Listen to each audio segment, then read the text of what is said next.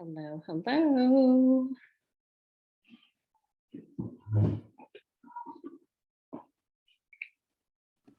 Hi, everyone. How are you? Thank you for joining in. I am going to get started in just a minute. I am just letting people in and yeah, we're going to get started in just a minute. So welcome to our Monday night community call. Can all of you hear me just fine? You can just put that in the chat. That's fine. You do not have to show your video unless you want to. Let me know if you can hear me okay. You may hear bedtime happening behind me. Thank you, Trina. My husband is on bedtime duty tonight. And sometimes my son likes to give him the business. That's kind of happening in the background, which is okay.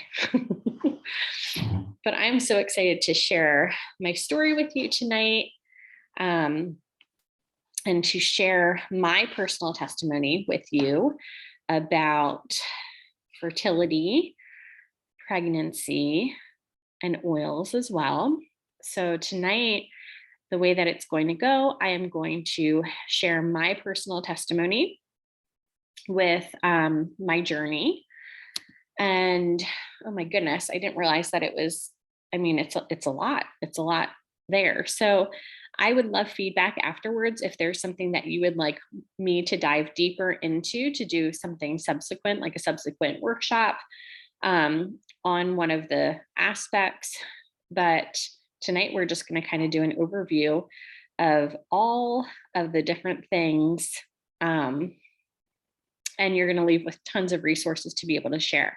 So for you attending live, I am going to share with you the notes from tonight, along with links to all the resources, because I always get questions afterwards about, oh, you know, what is that book that you were referring to? What is that website? What is that product? What is that, you know, whatever. So you will have links, you will have all the information with that. So if you don't mind, in the chat, can you just let me know what brought you here tonight? What are you excited to learn about this evening?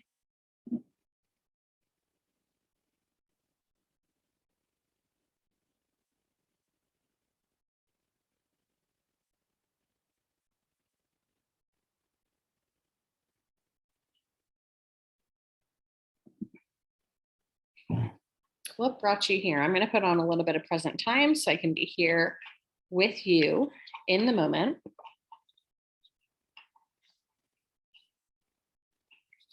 And let me know what aspect, or even if you're here like gleaning information for a friend or for a family member, that's fine too. Let me know what brought you here.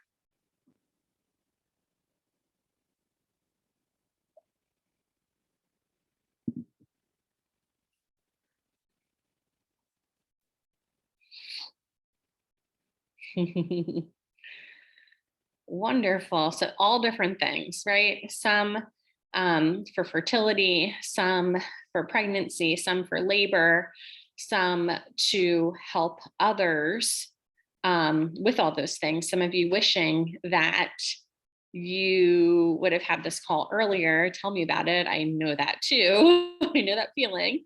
Yeah, knowing from a doula and from a midwife perspective, how to serve your clients better. I love that. Yeah, and being able to share with other people. Isn't it so incredible how we can have these resources and now we have them at our fingertips? It's such a wonderful thing. All of these calls are recorded, and I place all of the calls that I do on my YouTube channel. I'm not a YouTube sensation. It's literally just like all the calls that we do. So if you ever have to find them, I'll share that link at the end as well. You can find really popular calls that we've done this year were What's in My Water, the EMF call. Those two calls were extremely popular. I have people asking for those replays all the time.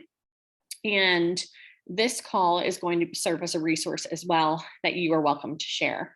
So I'm going to get started so that I do not rush through any portion. And like I said, tonight is really going to be about me sharing my personal testimony with you. So I am not a doctor. I am not a nurse. I am not a medical practitioner. And everything I share with you tonight is sheerly my journey, my extensive journey with fertility issues, with secondary infertility issues, and 2 pregnancies, 2 almost completed pregnancies. I am very pregnant at the moment. I am 34 weeks, so I do have my big pregnant belly down here. And yeah, I'm feeling mighty tired, but I'm actually like feeling really excited now. I was tired all day, and then I started to sit. Thank you, Trina. I started to sit and like put all my ideas together that I had notes written down. And I'm like, oh, this is going to really bless someone tonight. So please feel free to ask questions. Please feel free afterwards. I know that this is a sensitive topic, coming from my history of dealing with extensive fertility issues. So I just want you to know that I am here for you. I am here to pray for you. I'm here to help you with any links, any resources. I'm going to mention some practitioners. I know that everyone here is not local to where I am, in southeastern Pennsylvania. But if you are and you're interested in any of those practitioners, please feel free to message me and I will send you their information. I just didn't want to make a whole list of practitioners and then have people not be able to utilize it. But I'm happy to share any and all things with all of you. So we are going to get started. I'm going to share my screen. If any of your friends are having trouble getting in, you can feel free to unmute yourself and let me know, and I can hop back over and let them in for the call. So I'm going to get set up here.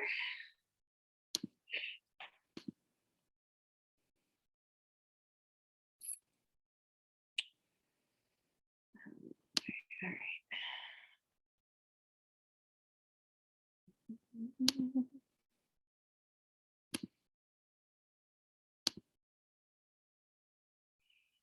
Okay, and here we go.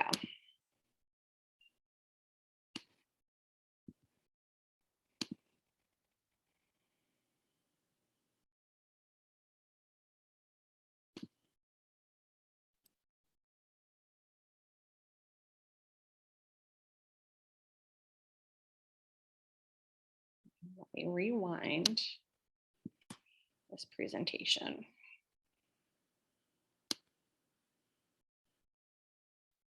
All the way back. Okay. So tonight's call is on fertility, pregnancy, and oils. My name is Sarah Marie Paul. I am owner of Mindful Oil Moments. I'm a wellness educator. I have been a brand partner with Young Living for almost 5 years. It'll be 5 years right around when my baby girl is due next month, which is very exciting. I am going to briefly touch on that journey because it fits nice and neat in between my pregnancy journey as well, this evening for you. And we're just going to get started. Here's what to expect this evening. So tonight, I'm going to tell you a tiny bit about my general story. I'm going to talk to you about my fertility story, part 1, then my pregnancy, part 1. Then I'm going to share just a little bit of what happened, what pushed my hand to find essential oils. And then I'm going to share with you my fertility story, part 2, and my pregnancy, part 2. And what you're going to notice is that they're very, very different. My goodness. And then at the end, I'm going to share lots of resources with you because resources, I feel like I have this big old stack of books here. This is the stack that sits by my bedside as of late. So I'm going to share all the things that I read, that I research from, with you in hopes to just kind of help you to feel empowered with different options, no matter where you're at on your journey. So let's get started. My story. So take a look at this picture. This picture is from when I was in high school. I think I was either in 11th or 12th grade. And it was like a 70s day or something, but those pants were pants that I really wore like often. And you can tell with my platform sandals. I don't know if any of you had those sandals. Maybe they weren't sparkly, but you know what I'm talking about. So the reason that I shared this picture with you is because I'm going to tell you a little bit about how I grew up, because the things that I'm going to share with you today, the first thing that might come to mind is going to be like, okay, yeah, well, she like always knew these things, or her mom was like super crunchy and taught her these things, or maybe it was her family, or maybe it was her friends, or maybe she just, you know, this is how she grew up. No, I grew up like the complete opposite of the way that I live my life now. And this is just, I'm going to share this with you because I want to empower you that no matter where you are at, little baby steps can make a huge difference when it comes to your health, when it comes to your wellness, when it comes to your education. So how I grew up in the inner city. I had lived with my mom and my stepdad growing up. They both worked, my stepdad worked third shift. My mom worked multiple jobs. I was the oldest sibling that grew up in my household. So I was taking care of my younger siblings all the time. And things were rushed. We didn't sit and eat as a family for dinner because both my parents weren't always home. I would heat things up regularly for my younger siblings. So it was just like, what was quick? What could we eat out of convenience? When it came to snacks and things like that, we would get a dollar bill and run down to the corner store.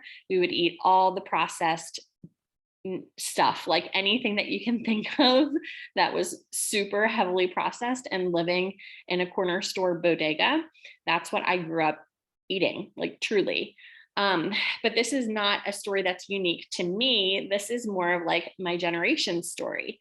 So not saying that if you're in my generation that you grew up eating out of, you know, the bodega corner store. But what is not unique to me is that was more or less my food. But when it came to my personal care, when it came to the products I was using, when it came to, the things I was slathering on my body, when I look back on them now, 99.9%, if not 100% of them contained fragrance. They contained endocrine disruptors. And I would pour these things on. I mean, I started wearing makeup when I was probably like 13, started dyeing my hair right around the same time. I I got a job when I was 14 just to like afford my personal care habit, which wasn't really personal care. It was just like all the fun, cheap makeup that I would get at the pharmacy or that I would get at Bradley's. And I would just like wear all the things, like all the cheapy stuff.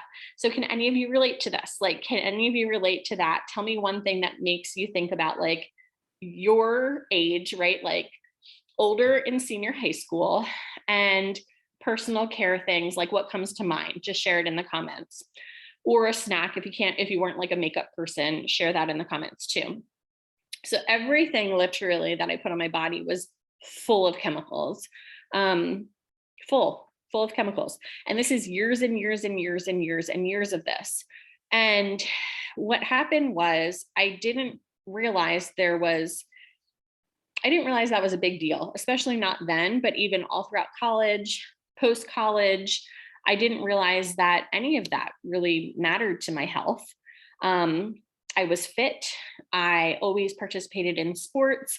I ate, well, once I got like out of college, I ate very healthy. During high school, I ate crap. I ate a lot of fast food, but yeah, so crazy. I didn't even realize it. Cheap perfumes, Swiss cake rolls, deep purple Wet n Wild lipstick. Yes, I loved Wet n Wild everything. Fast and convenient food. Nutrition wasn't a priority, right? So you ladies like can totally empathize with what I'm saying. This is not a me story. This is a my generation story. So yeah, lots of stress, responsibility as a teenager, growing up young, right? Not really quite realizing like what was going on until fast forward, I met my husband after college. We got married in August of 2013, shortly thereafter, because we were both older, than a lot of our friends for trying to start a family. So I got off of birth control maybe a year later. And that was crazy because, in full transparency, I had been on birth control since I was 14 years old. 14. And at the time that I got married, I was 29. So you do the math, right? That's like what, 15 straight years of birth control. Okay. 15 straight years of birth control. All different types of birth control too. All different types. So that is crazy. I was only ever taught how not to conceive. I was never taught how to manage a healthy menstrual cycle. I was never taught even like what what was normal for a menstrual cycle. Really, really crazy, right? Really, really crazy. So what happened was I got off the birth control, which I had started initially because I had cramping, severe cramping as a teenager. I had severe cramping, I had blood clots, and I also had an irregular period. So my doctor said, "Oh, you go on birth control. You are a perfect candidate for birth control. This is what you need to do," rather than, why is this 14-year-old exhibiting all these symptoms, right? Like, what is happening here? So fast forward 15 years later, I made the decision to try to conceive with my husband. We decided that I would get off birth control. I heard it would only take 3 months to get out of your system from my OB-GYN, and that after 3 months, just whatever, like go to town, have a baby, life will be good, like no big deal.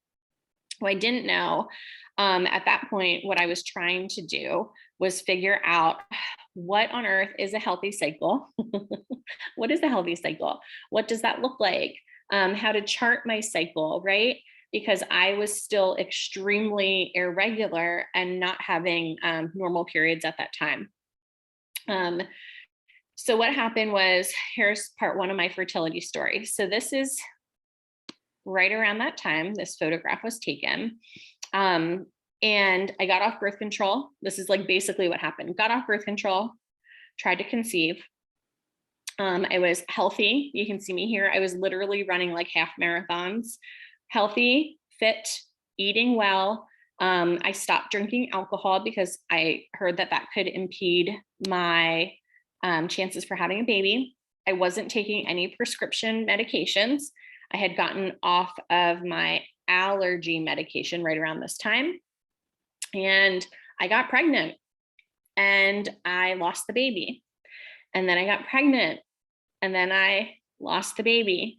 And then I got pregnant and then I lost the baby.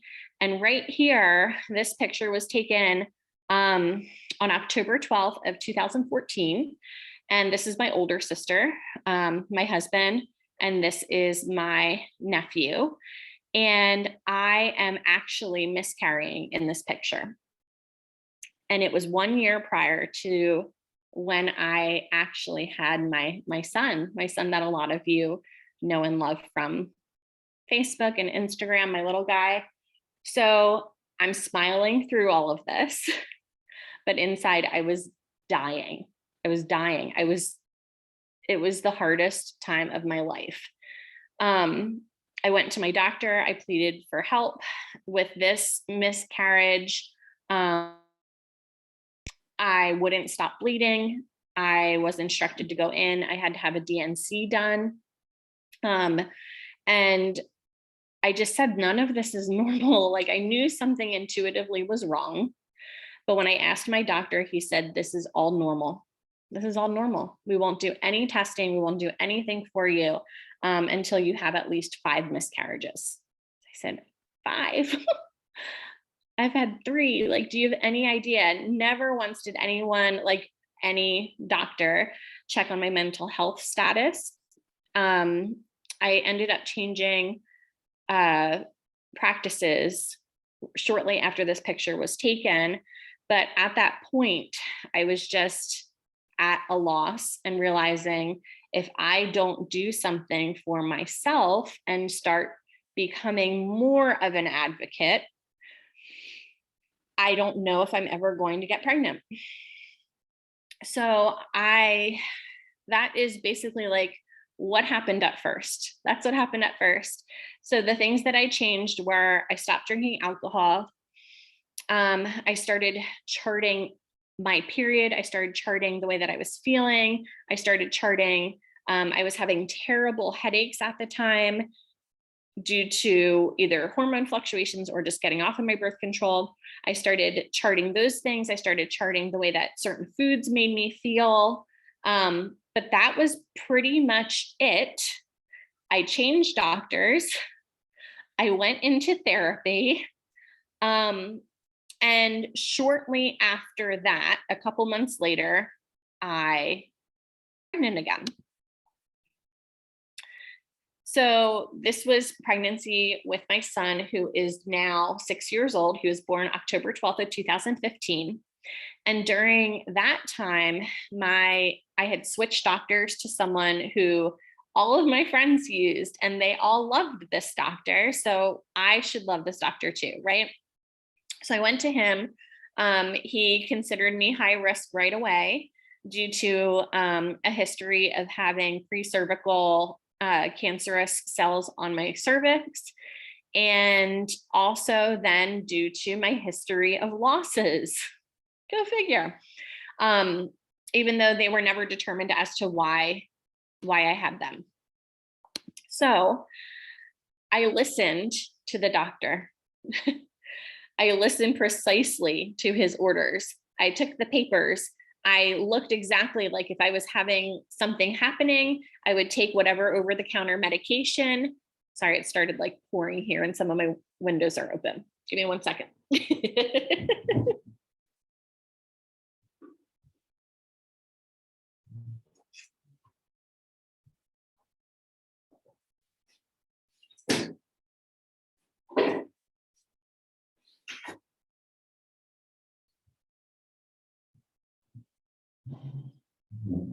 Okay, I'm back. Sorry about that. But I listened precisely to exactly what the doctor said. Like I would take notes just based off of what the doctor said. In my heart of hearts, I wanted a natural birth, but honestly, I didn't even know anyone personally who ever had one. I researched, but then I was scared because anything that I found kind of went against what my doctor was saying. They didn't line up. And I just trusted the doctor wholeheartedly with everything that he said because I was scared. I was so scared that I was going to lose this baby. So I wanted a natural birth, but I was afraid to advocate truly for myself. I created a birth plan that nobody followed. And I ended up getting induced after being a week overdue with my son. I was due October 4th, and I fought for that too, because at the time, what my doctor told me was that my pelvis was too small already for this baby. This is before I even got induced or before I even went into labor. My pelvis was too small, and that if I would go any further than that, I would be putting my life and my baby's life at risk. This is what he told me from the get-go. So I ended up having an emergency C-section in the hospital after a cascade of interventions, which is a real thing that I didn't know at that time. I had a beautiful, healthy baby boy, and a lot of trauma surrounding around that birth. Lots and lots of trauma, lots and lots of emotions, lots and lots of feelings about what had happened, about my healing, about my son, who then developed some pretty extreme upper respiratory issues. And I had a lot of emotional distress. I suffered with postpartum anxiety and postpartum depression. And it wasn't until April of 2017, and you can see these pictures here of my son, Cooper. I don't know if you can see it on your end, but he has this crazy rash all over his face. He has a rash that literally covers him from the tip of his head all over his body to the bottom of his toes. This was after a well check visit. Just gonna put that out there, after a well check visit, okay? Which I questioned the entire time. And right at this point, his upper respiratory issues became out of control. They escalated severely. You can see here he is with my mom doing a breathing treatment, reading a book. And it was this picture, this day, that I was like, I need to do everything different. So in April 2017, my son was about a year and a half. You can see, here he is right here. I reached out to my friend and I just said, hey, I see that you're doing things like naturally. I don't even know where to start. I don't even know what to do here. You're using oils for your daughter. She has upper respiratory issues. Could I use oils for my son in the same way? I see that oils are helping them to sleep. I'm not sleeping. I have severe anxiety. What can I do here? Like, just give me the things. Will you help me? And thank God she said, yes, I will call you. Let's talk. Let me help you. I'll help you get started. So what I started with was Valor for my anxiety. I used that every single day. And it was extremely helpful. At the time, I was having panic attacks and I wasn't sleeping. And this is an oil that stayed in my pocket. I used it probably 3 or 4 times a day. I would just put it on my wrist and breathe it in. I used RC for my son and his upper respiratory issues. I started using Ningxia right away for myself and for my son to help with nutrition. I found the Feelings Kit, which I'm going to talk about it more in depth later. I found Vetiver to help calm my racing thoughts at night, and Thieves that I would diffuse all day long. At that point, I also started to investigate other options such as chiropractic, a holistic nutritionist. I changed family doctors, and seeking answers became my job. I wanted to figure out what I was doing. And I started ditching toxins in our home, which really helped my son's upper respiratory system. I ditched anything with fragrance. I stopped burning candles. I started just diffusing, and I was consistent with just those oils that I have listed there. Every single day I would use them. Every single day I was consistent. And little by little, I started to see a change.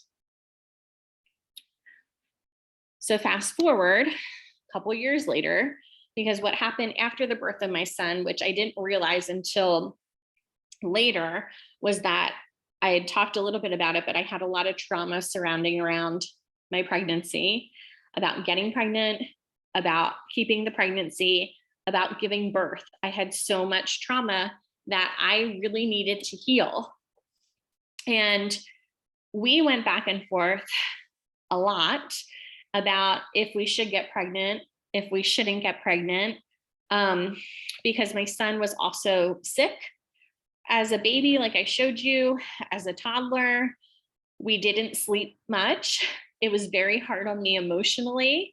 And I feel like a lot of those things came into play with my secondary infertility.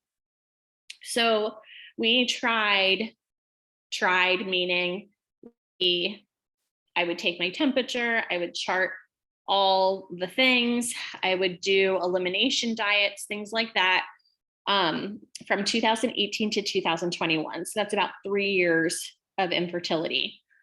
I was still going to the same doctor at the time, who just said, well, you got pregnant once, you'll get pregnant again. And that's literally verbatim what he told me.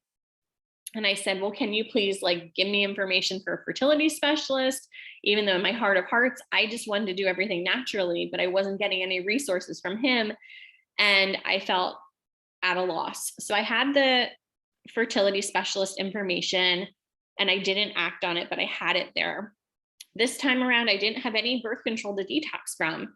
My period was regulated naturally with Progestins Plus. So during this time, I used Progestins Plus every single day.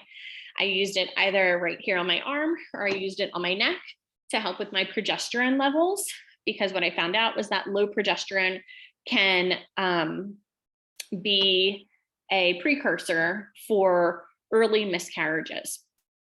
I used Endoflex over my thyroid every single day, which Endoflex is an oil that is fantastic for your adrenal glands. And due to having anxiety for such a long time, I was in adrenal fatigue often. And this really helped to support me. In addition, I overhauled my diet. We started to eat all organic. And I also would do the 5-day nutritive cleanse every 3 months during that time period. So I cleansed my entire body every 3 months, which is 4 times a year, 4 times 3 years. So I did a cleanse about 12 times during that 3-year period. I would do foot detoxes at least once a month. I did the feelings kit. Now, this is not just to help heal birth trauma, but this kit is, it's amazing to heal any specific trauma that you are holding onto. If you have never done the feelings kit and you believe that you have experienced trauma in the past that you are still holding onto, emotional trauma can have deep-seated physical symptoms that come out, and those physical connections within your body. And I really think that the feelings kit was an incredible tool in helping me to heal my birth trauma. I would use it every single night. It helped with my depression. It helped with my anxiety. It is a fantastic tool. I did a daily journaling practice. I started working out with a personal trainer. I would do raindrop massages every 3 months. These were just things that I did regularly. I was sober, so I didn't drink alcohol during this entire time period. I had regular chiropractic care. And then other game changers are the bottom 2, were things that I did just before I ended up getting pregnant. One of them, there is a resource, the Chinese fertility diet, that I had a woman just bring after I started sharing that I was having secondary infertility, because I didn't even tell people that we were trying to have a kid. People just assumed that we weren't having any more children, that we didn't want to. People said all sorts of interesting things to me about only having one child. But I confided in a group of women the one night when I was teaching at a women's workshop, and I told them, that I had been trying, and if you could pray for me. And I asked them to pray for me. And this was huge for me, because I talk about a lot of things, but for this, I didn't even know how to talk about it, because I didn't even know that secondary infertility was a thing. So I had a woman, the next meeting, she brought me this book and she said, here, I want to share this with you. This is something that really helped me to get pregnant with my last child. And it was, I'll share the exact book when I share the resources, but it was including this Chinese fertility diet, which in conjunction with that, you did acupuncture treatments. And I would drive up to Lancaster. I met this acupuncturist who specialized in fertility specifically. And I went to her. She also specialized in the emotional release technique for getting rid of trauma. And I cut dairy from my diet. I did a very strict anti-inflammatory diet. I had my husband do the same exact thing, which, if you would know our family, we are like in love with cheese. I have a 5-pound block of raw cheese in my fridge as we speak. Like, we are cheese eaters. But I was like, well, what the heck? I might as well just try this. Like, this woman brought me this book. I finally confided in people. She brought me this book. I'm going to try it. I'm going to do what it says. And I did. And shortly thereafter, I think it was 2 months after, I got pregnant. So we found out we were pregnant in July of 2021. I went back to that same OB for blood work because I had no idea where else to go. I'm like, I just need the blood test that says, yes, I am pregnant. So I'm going to do this. I went to that doctor, and that visit confirmed that I would never go back to that doctor again. It was not a great visit. I got my blood work that confirmed that I was pregnant, but it was the same story, the same things. And mentally, I had healed so much from my infertility experiences, from my first pregnancy, from my first birth, just from trauma in general, that when I heard the things coming out, I was like, there's no way I'm going to accept any of this. So I decided instead to advocate for myself, this baby, and to do everything differently. Just to be honest, I was so afraid during basically this entire pregnancy to lose this baby because I got pregnant and I didn't miscarry right away. So I have still worked on so many mindset things, just to really celebrate this pregnancy and to feel connected with this baby and to know that she is here to stay. I hired a midwife that came by recommendation to do VBACs, which is doing a vaginal birth after a cesarean section. I hired a doula. My doula is on this call, actually. Her name is Trina Martin, and she is amazing. And there'll be a birth assistant at my birth as well. I've done regular chiropractic care during this entire pregnancy. I've done acupuncture, and I've also incorporated pelvic floor therapy, which I'll talk more about during my third trimester highlight. And I'm going to walk you through some of the things that I'm sure some of you came here for, which are just like supports, because I did not use any over-the-counter anything during this entire pregnancy. I've used all herbs, or I've used supplements. I've used oils. I've used all natural remedies this entire time whenever I've had any symptoms of anything, pregnancy stuff happening. And I'm going to share some of that with you. So first trimester with my son, my previous pregnancy, I did not get sick at all. And this pregnancy was totally different. I was really sick. I was throwing up a lot, but I was unafraid to use other things to help with that. So Aroma Ease became my best friend oil, which is amazing for nausea, upset stomach, all the things. You can use this even if you're not pregnant, but this is the oil that helped me. My water intake obviously was extremely important. That's when I fell in love with the Vitality drops, because I realized that my electrolyte count was extremely low. And that was what was making me feel dehydrated all the time. I love either the grapefruit bergamot or the lavender lemon ones. They're my favorite. I would do small protein snacks. I continued taking Ningxia every single day. Two things that are just completely random, but not random. I would eat the little Jin candies, and my girlfriend bought me Preggy Pops, which are pretty natural. They're supposed to be organic, but some of the things are a little questionable, but they worked wonders. And I slept a lot during that time period. And then second trimester hit, and I went back to taking a lot of my supplements that during first trimester, I couldn't take a lot of things. So I've used Master Formula throughout this pregnancy as my prenatal. In addition, our vitamin C, our Young Living's vitamin D. I take a Mary Ruth's Organics Zinc. I've done Ningxia, and I started doing Nitro as well, because Nitro has so many essential minerals that are in it, and it helps for a little bit of an energy boost too. During second trimester, I got a little bit of a libido bump, and I feel like people don't talk about those things either. But I was feeling really good, comfortable, confident in my skin. And I love using Sensation massage oil instead of a lot of other intimate massage oils that are out there. So that's one of my favorites. For my belly, my growing belly, I use Gentle Baby's oil mixed in with the very vanilla mint body butter, and I would slather that on my stomach. I didn't realize how incredible Gentle Baby's is for skin in general, and that is whether, again, you're pregnant or not. I've started snoring a lot, more in the third trimester, but it started in second. So I put Breathe Again roller right underneath my nose. And then I take Valor and I put it on the bottom of my big toes, bottom of my feet before bed to help combat that.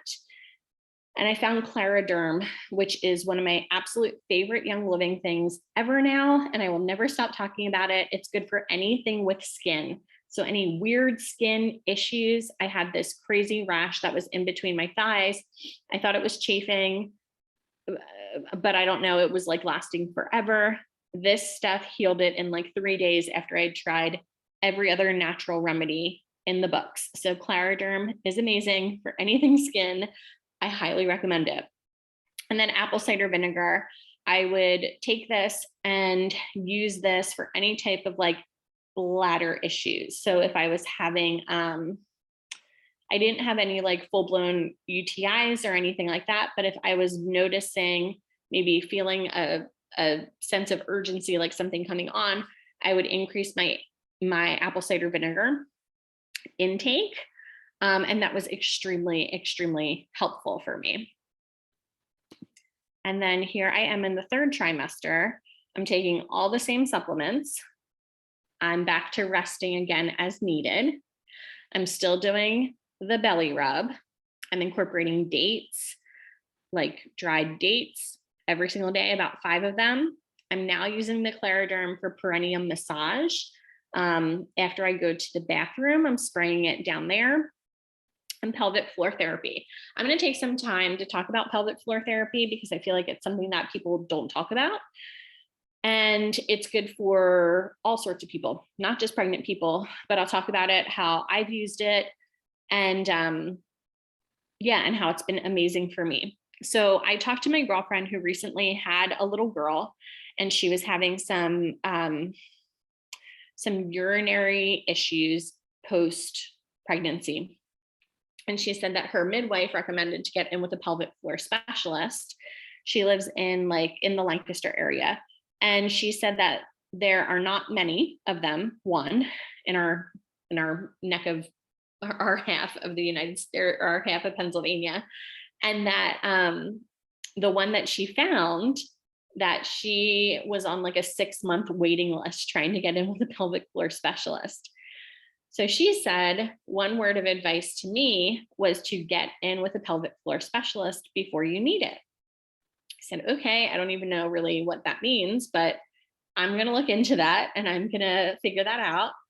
And I was talking to a friend of mine who had recently taken her daughter, and another friend who had taken her son for issues with bedwetting to a pelvic floor specialist to help to like strengthen those muscles. So younger children going to do that. And then I'm prenatal, trying to figure out all of that care during my third trimester and going for an all natural birth.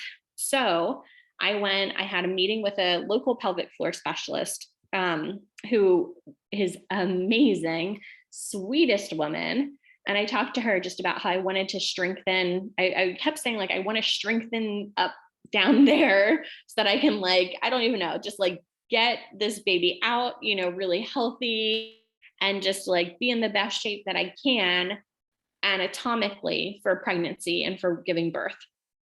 So what she had found was that through all my years of running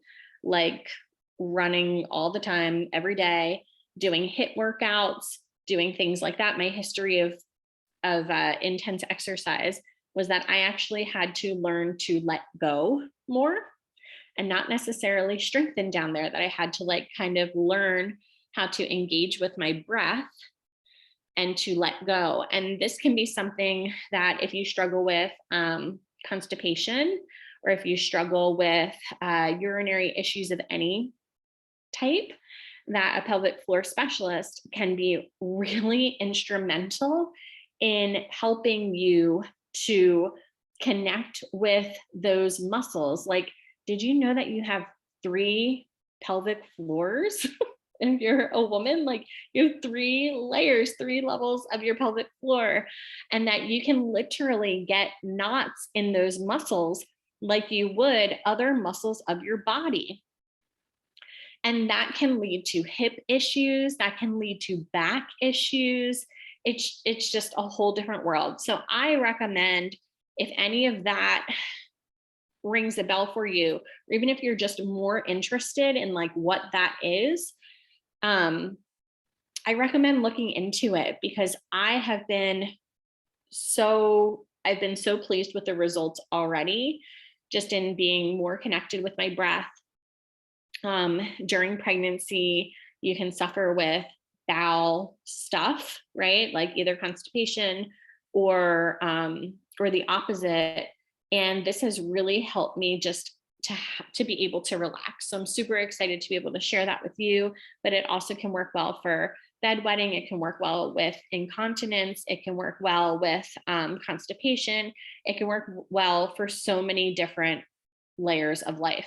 And my pelvic floor therapist works in a chiropractic office. So you can do those together, which is really, it's a really great therapy to do.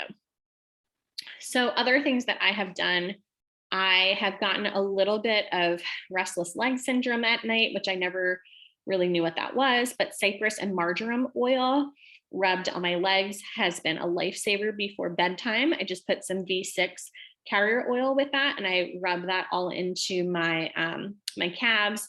I also have been taking a magnesium supplement at nighttime. I was taking the Unwind supplement for a while, and that helped. And then later on, this late in my 3rd trimester, I feel like I need a little bit more magnesium. So I started adding in just regular magnesium calm before bedtime as well. I have had hits of heartburn 3rd trimester too. Alkaline, if you have never tried it, it's amazing for heartburn. Again, none of this stuff is just during pregnancy, but this has really been supportive to me. And it's a little powder. You mix it with water. It tastes really good. It tastes like lime, and it works wonders. It helps to regulate the pH levels that are in your stomach and in your digestive system. Now, resources. So it depends on where you are at and what would be helpful for you. But this is a list of books that, again, I just like pulled by my bedside that have been really helpful for me. So the 2 that are more like oil specific that are incredible, but they also include a lot of other natural living things, are going to be Betsy Bosom's Baby Book, which, if you have ever tuned into any Lucy Libido classes that are based on Young Living oils, they are fantastic. They're fun, but this book is fantastic. It's a great resource. There's lots and lots of recipes that are in here. There are things to do for fertility. There are things to do during all your different trimesters. And there's a lot of pre or postnatal care, along with dilution ratios and infant care as well. So that's a great book. In addition, there's Gentle Babies, which is my personal favorite. This is by Deborah Rayburn. And this has tons and tons of herbal information, tea information, oil safety information, mom care, baby care, infant care, child care. I recommend this to anyone who is a little bit oily and who is pregnant, like who gets pregnant. I will gift this to just about everyone too. Non-oils book, but a book that I really love is Ina May's Guide to Childbirth.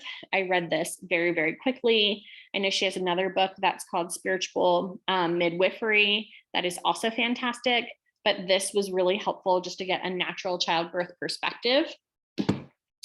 since I am going to have a VBAC, the VBAC companion has been amazing just to sift through research, the real risks of having a VBAC, as opposed to the perceived risks that a doctor will tell you for liability reasons. It really explains this very well and in depth. The nourishing traditions. So this is based off of the Weston Price way of living, way of eating, the Nourishing Traditions cookbooks. I believe that everyone should have one of these in their home. This one is specific for baby and childcare, but the original Nourishing Traditions cookbook teaches you how to do basic fermentation. It teaches you about gut health. It teaches you about dental health. It teaches you about all of the natural things. I use it like a reference / recipe / cooking book. So I got the one that was specifically for baby and childcare. This talks about fertility, again, with dietary things, also pregnancy as well. The Mama Natural pregnancy and childbirth book. There's an app, there's a website, there's all the things. This has been a fun, quick read. It has lots of recipes that are in it too, but this is like the alternative to, you know, the week by week pregnancy books that are out there that are not going to have you weigh any options about different types of testing that's out there. And which makes me think about during this pregnancy, well, during my first pregnancy, I did the traditional glucose test, which anyone out there who has ever been pregnant and who's ever taken that test knows how gross it is. Like, it's just,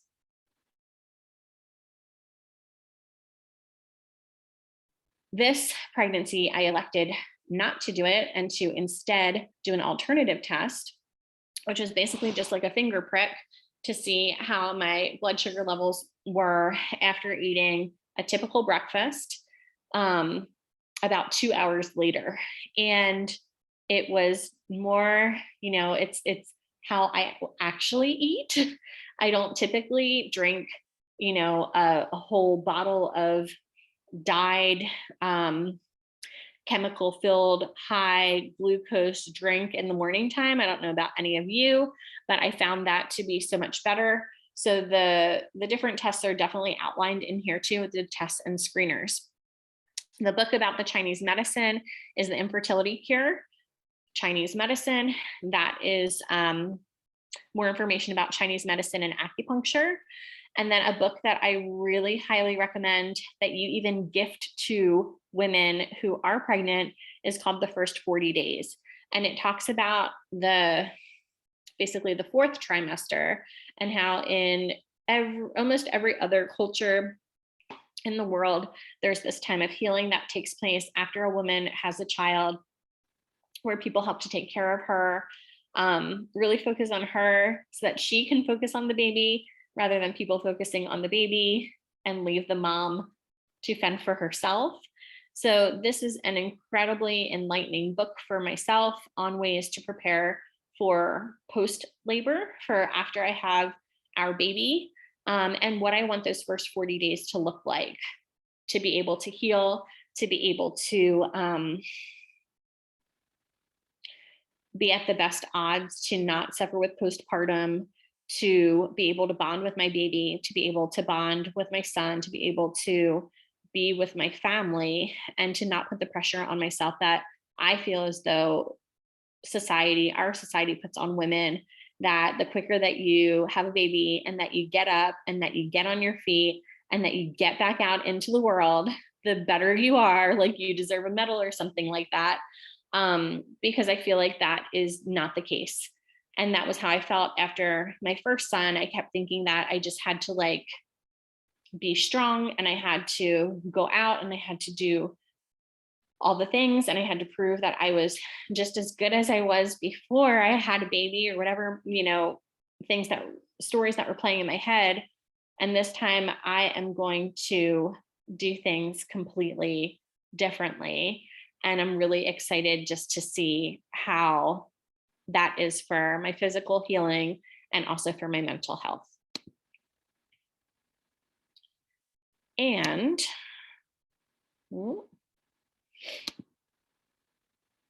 here is a schedule of the rest of our March community calls. So tonight's was fertility, pregnancy, and oils. Next week, there will be a call that's all about different people's testimonies with oils and natural products and kind of what helped to change their life. Tonight, you got to hear my story. Next week, you'll get to hear a lot of other women's stories.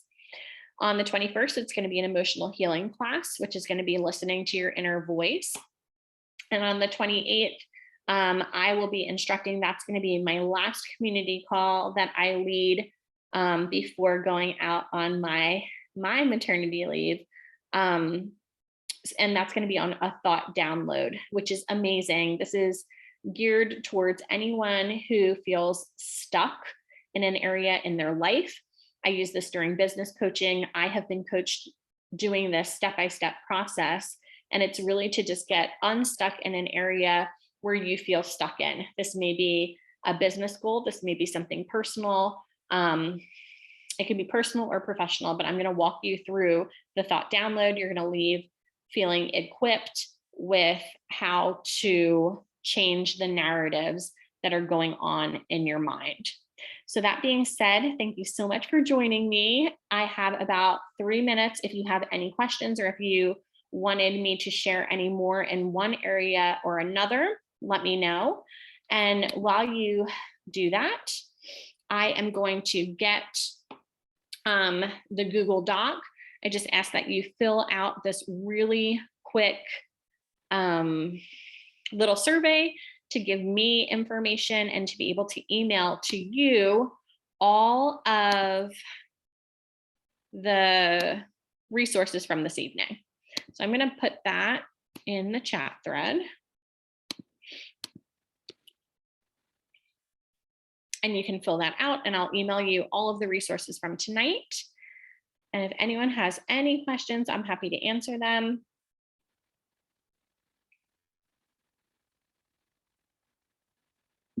My pelvic floor specialist. So my pelvic floor specialist is at Core Health Chiropractics. Her name is Alexis. And I really like her a lot. She's very friendly. She's very sweet. She's located in Wyomissing. They're moving their office though. You're welcome. They're moving their office in about a week. It's going to be in the Berks County area though. I highly recommend her. Okay. Any other questions? Please make sure that you fill out that document so that I can email you all the resources. It'll include links, a copy of the presentation as well. If you don't have any questions, that's fine. You can also feel free to message me privately, and I'm happy to answer any questions that you may have then. Okay, then thank you so much. I appreciate your time. Thank you for joining. I hope that you found some value out of this evening, and I will see you next week on next week's community call. I hope you have a good night.